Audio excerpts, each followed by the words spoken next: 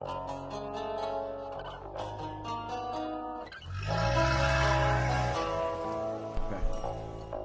Xenia Plug, Scene 1, interview, take 1. So, welcome to our creative space slash showroom. We've got some of our team members here. There's about 30 of us, and there's about 5 or 6 of them here. The back here is where we've kind of turned my personal office into housing our new 7th collection.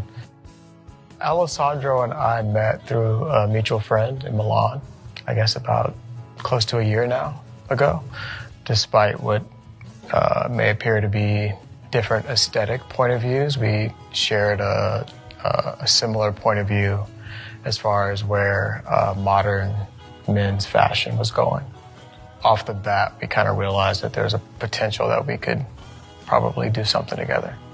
And I felt like my customer was maturing and needed some new pieces in his closet. And in order to give him those new pieces, I wanted to do it at the highest level. And so in sharing that desire for my customer to maturate a little bit, for Alessandro's customer to maybe get a little bit younger, we kind of met in the middle. Xenia is like a 110-year-old house. And so simply the process of development is much more refined than kind of how we develop here locally in Los Angeles.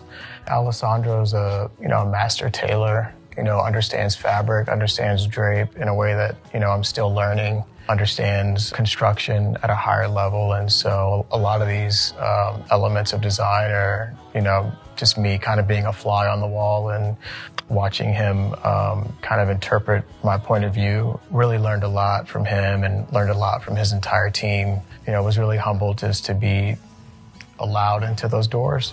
And hopefully that we came in with a strong enough point of view that was worthy of that opportunity.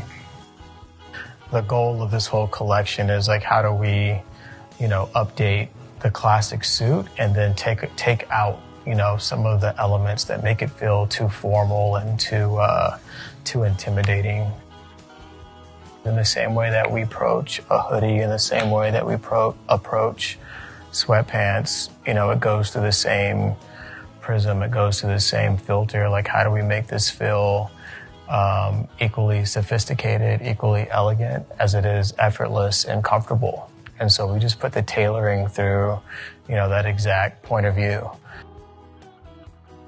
And so this, this boat sneaker is kind of like equal parts driving sneaker as it feels moccasin, as it feels like, 2020 sneaker. It's like all of these different codes kind of like compounded into one. I think this shoe is a pretty good example of just kind of how we've tried to modernize some classics. For the most part, we flew to Milan and did most of the developing, in Italy. The way that I develop and design is very hands-on, so it's pretty much impossible for us to kind of communicate via Zoom or FaceTime. So it requires me being there and our team being there. The city of LA inspires me just from the pace of the city. There's this really fluid flow in between life and work in LA, and that's kind of really informed Fear of God itself, and then also informed this collection. When you find yourself living out of your car all day and you kind of need a wardrobe that, allows you to be appropriate for whatever the day may bring. I feel like we brought all of LA. I feel like we brought all of who we are. We don't hold back. We bring everything to the table. I'm not in a position to hold back on any ideas or in a position to